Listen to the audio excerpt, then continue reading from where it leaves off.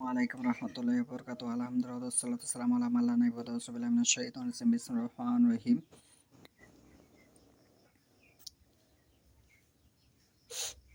আন খালিদ সাইয়্যিদ আন আবিহি আন উম্মি খালিদ বিনতু খালিদ সাইয়্যিদ ক্বালাত আতাইতু রাসূলুল্লাহি সাল্লাল্লাহু আলাইহি ওয়াসাল্লাম মা'a আবি ওয়া আলী কামিসুন আসফারু কালা রাসূলুল্লাহি সাল্লাল্লাহু আলাইহি ওয়াসাল্লাম সানাহ সানাহ কালা আব্দুল্লাহ ওয়াহিয়া বিল হাবাশিয়া হাসানাতুন কালাত ফাসাহাবতু আল আবু বি খাতামিন নবী সাল্লাল্লাহু ফাসাহবারানি আবি কালা রাসূলুল্লাহি সাল্লাল্লাহু আলাইহি ওয়াসাল্লাম দাহা সুম্মা কালা রাসূলুল্লাহি সাল্লাল্লাহু আলাইহি ওয়াসাল্লাম আফলি ওয়া আখলিকি সুম্মা আফলি ওয়া আখলিকি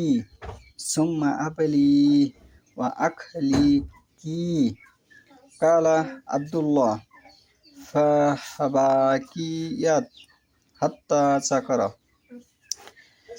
আজকের বক্তব্যের বিষয় হলো আল্লাহ রাসূল সাল্লাল্লাহু আলাইহি ওয়াসাল্লাম কুরাইশ ভাষা ব্যতীত অন্য কোনো ভাষাও ব্যবহার করেছেন কিনা, তার মুখ দিয়ে উচ্চারণ করেছেন কিনা সে সম্পর্কে।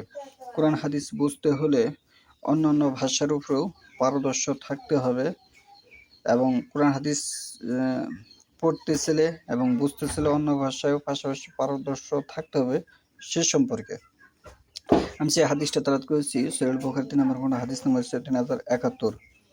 উম্মু খালিদ বিনতে খালিদ ইবনু সাইদ রাদিয়াল্লাহু হতে বর্ণিত। তিনি বলেন, আমি আমার পিতার সঙ্গে হলুদ বর্ণের জামা পরে আল্লাহ রাসূল সাল্লাল্লাহু আলাইহি ওয়াসাল্লামের নিকট আসলাম। আল্লাহ রাসূল সাল্লাল্লাহু আলাইহি ওয়াসাল্লাম বলেন, সান্না সান্না। আল্লাহ রাসূল কি বলেন যে সানাহ সানা, এটা হচ্ছে আরবি শব্দ, আর বাংলা হয়েছে সান্না সান্না। আল্লাহ রাসূল বলেন, কি বলেন? সান্না সান্না। রাবি আব্দুল্লাহ বলেন, হাবশি ভাষায় তা সুন্দর অর্থ বোঝায়। হাবশি ভাষায় কি বোঝায়? সুন্দর অর্থ বোঝায়। তাহলে এখানে আল্লাহ রাসূল হাবশি ভাষায় কথাটি, আল্লাহ রাসূল কুরাইশ ভাষায় বলেছেন, কিন্তু হাবশি ভাষায় কথাটি কি হয়ে যাবে? সুন্দর হয়ে যাবে, বোঝায়। উম্মু খালিদ রাদিয়াল্লাহু বলেন, অতঃপর আমি তার মহরে নবুয়তের স্থান নিয়ে কথাবার্তি বললাম। আমার পিতা আমাকে ধমক দিলেন। আল্লাহ রাসূল সাল্লাল্লাহু আলাইহি ওয়াসাল্লাম বললেন, ছোট মেয়ে, তাকে করতে দাও। অতঃপর আল্লাহ রাসূল সাল্লাল্লাহু আলাইহি ওয়াসাল্লাম আমাকে বললেন, এই কাপড় পরো আর পুরনো করো। কাপড় পরো এবং পুরনো করো, পুরান করো। আবার পরো, পুরনো করো, মানে কাপড় টাপড় তো পুরন করে ফেলো, পুরনো বানিয়ে ফেলো। আব্দুল্লাহ ইবনু মুবারক বলেন, উম্মু খালিদ যতদিন জীবিত থাকেন তার আলোচনায় চলতে থাকে। তাহলে এইখান থেকে যে বিষয়টা বোঝা গেল যে হাবশি ভাষায় কি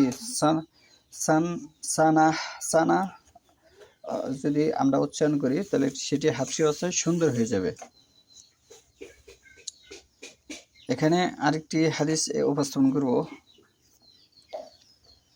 আল্লাহ রাসূল সাল্লাল্লাহু আলাইহি ওয়াসাল্লাম যায়েদ বিন সাবিত রাদিয়াল্লাহুকে ইহুদিদের হিব্রু ভাষা শিখতে বলেন। কেন? যা তিনি 15 দিনেই শিখে ফেলেন ও উক্ত ভাষায় রাসূলুল্লাহ সাল্লাল্লাহু আলাইহি ওয়াসাল্লামের পক্ষে পত্র লিখেন ও দুভাষী কাজ করেন। এই হাদিসটি হচ্ছে তিরমিজি, আবু দাউদ, মিশকাত 4659 শিষ্টাচার অধ্যায়। তাহলে এখানে হিব্রু ভাষা এবং হাবশি ভাষা পাওয়া গেল, দুটি ভাষা এখানে পাওয়া গেল। এবং আল্লাহ রাসূল সাল্লাল্লাহু আলাইহি ওয়াসাল্লামের আরেকটি কথা এখানে উল্লেখ করছেন যে আঞ্চলিক ভাষার বিষয়, যেমন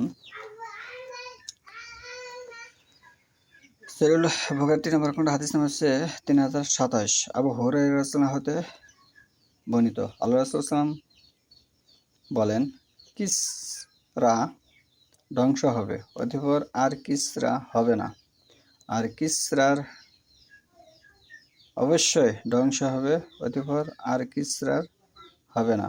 এটা নিশ্চিত যে তাদের ধনভাণ্ডার আল্লাহর পথে বন্টন হবে।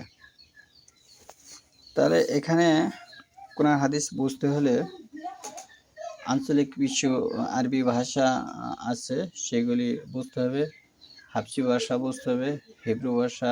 আল্লাহ রাসূল যে দেশের সাথে যে রাষ্ট্রের সাথে তিনি ইসলামের বিষয়ে যোগাযোগ দাওয়াত দিতেন, ওই সেই দেশের ভাষার বিষয়গুলো আপনার অবগত থাকা প্রয়োজন আমি মনে করি।